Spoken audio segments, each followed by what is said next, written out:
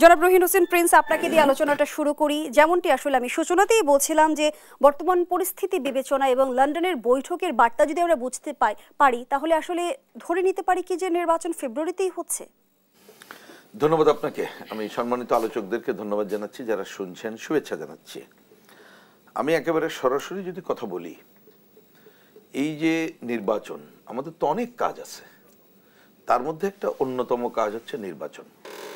এবং নির্বাচন প্রশ্নে ঘোলাটেটা কে করেছে? আমি বলবো ঈদের আগের দিন এটা আমাদের মাননীয় প্রধান উপদেষ্টাই ঘোলাটে করেছেন। তিনি অধিকাংশ রাজনৈতিক দল আমাদের বিবেচনায় তো বটেই, এবং অধিকাংশ জনগণ আমাদের বিবেচনায় তাদের মতামতকে উপেক্ষা করে ঈদের আগের দিন উনি যেভাবে ওনার বক্তব্যে নির্বাচনের কথাটা এপ্রিল নিয়ে আসলেন, এবং শুধু তাই না, বিশেষ করে বন্দর সংগ্রাম, বন্দর লিজ দেওয়ার বিরুদ্ধে যে সংগ্রাম আমি মনে করি যেটা অধিকাংশ মানুষের যে সংগ্রাম, যারা এটা করবে তাদের প্রতিহত করার কথা।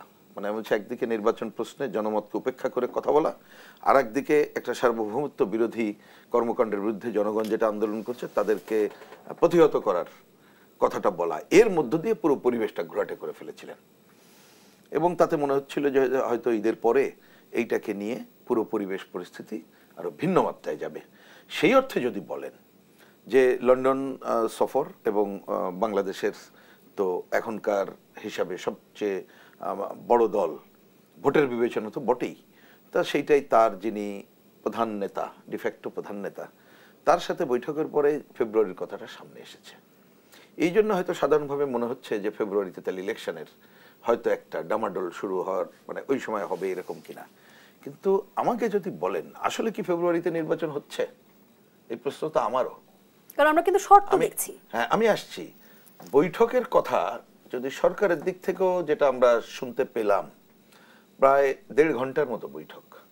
তো ওই যে আপনারা খুঁজে বের করছেন কি 133 শব্দের নাকি একটা যৌথ বিবৃতি, কারণ শব্দটা আমি করিনি এই জন্য বলছি, তাতে কিন্তু যদি কিন্তু দিয়ে বলা আছে।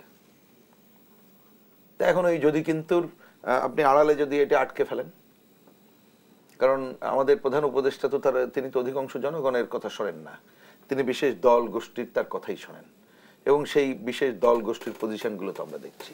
তা সুতরাং আমার পরিষ্কার বক্তব্য, যতক্ষণ না পর্যন্ত নির্বাচন কমিশন পুরো সুনির্দিষ্ট তারিখ ঘোষণা করে তার শিডিউলটা ঘোষণা না করছে, এবং সরকারের ইতিবাচক ভূমিকা, সরকারের ইতিবাচক ভূমিকা মানে কি, এই যে এত সংস্কারের কথা বলা হচ্ছে, এই সংস্কারগুলোর অন্যতম বিষয় কি, যে নির্বাচনকালীন নির্দলীয় নিরপেক্ষ তদারকি সরকার থাকবে, সে যে নামেই আমি বলি, সে তত্ত্বাবধায়ক সরকার বলি আর অন্য সরকার বলি, তার ন্যূনতম এইটুক না দেখা পর্যন্ত আমি নির্বাচনের সুনির্দিষ্ট কোনটা হচ্ছে বলে দেখতে পাচ্ছি।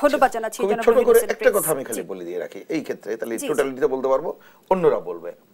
জিনিসটা খুবই পরিষ্কার, কেন জটিল করছে এটা বুঝি না। আমাদের ওনারাও বলছেন, আমরাও বলছি, এটা ওনারা আর আমরা না বলতে পারলে আমি খুশি হতাম, আমরা ঐক্যবদ্ধভাবে বলা উচিত ছিল, কিন্তু সেটা ওনারা পৃথক করে ফেলেছেন, কারণ এই কথাগুলো না শুনে 3টা কাজের কথা বলছেন। সেটা কি, এই যে একটা বিরাট হত্যাযজ্ঞ গণ অভ্যুত্থানের সময় সংগঠিত বিচার কাজ দৃশ্যমান করা, 2 সংস্কার করা, তারপরে নির্বাচন করবেন। তা আমি তো এটা দিল্লি দুরস্তের কিছু দেখি না, আমাদের দিক থেকে যুক্তি দিয়ে তর্ক দিয়ে পরিষ্কার করে বলেছি এই 3টা কাজ ডিসেম্বরের মধ্যে যদি নির্বাচনের তারিখ তিনি ঘোষণা করে, তার মধ্যেও এই বিচারের কাজ দৃশ্যমান করা সম্ভব। আর সংস্কার মানে হচ্ছে আপনি ভালো নির্বাচনের জন্য সুষ্ঠু অবাধ গ্রহণযোগ্য যা যা সংস্কার করা, এটা করা যাবে। কিন্তু সংস্কার মানে ওনার প্রেস সচিব যেটা বলেছেন, এই করিডোর বন্দর দেয় এবং মনে করে সবকিছু নাকি তাদের এখতিয়ারে আছে। তাই এইবারও উনি কথা বলার পরে ওনার এই সমস্ত সচিব মানে প্রেস সচিব টচিবরা যদি মনে করে না স্যার তো বলছে যে সংস্কারের কাজ ওইগুলো করে করবো, আমার সংস্কার মানে করিডোর দেবো, আমার সংস্কার মানে বন্দর দেবো, তাইলে তো ভাই আমরা তো এটা দৃঢ়ভাবে প্রত্যাখ্যান করি। আসলে এইটা নতুন করে সংকট তৈরি করবে। সুতরাং আমি মনে করি এই সংকট উত্তরের জন্য নির্বাচন কমিশন আর কাল বিলম্ব না করে তার পুরো রোডম্যাপ ঘোষণা করুক, তখন আমরা আমাদের পজিশনগুলো বলতে পারবো।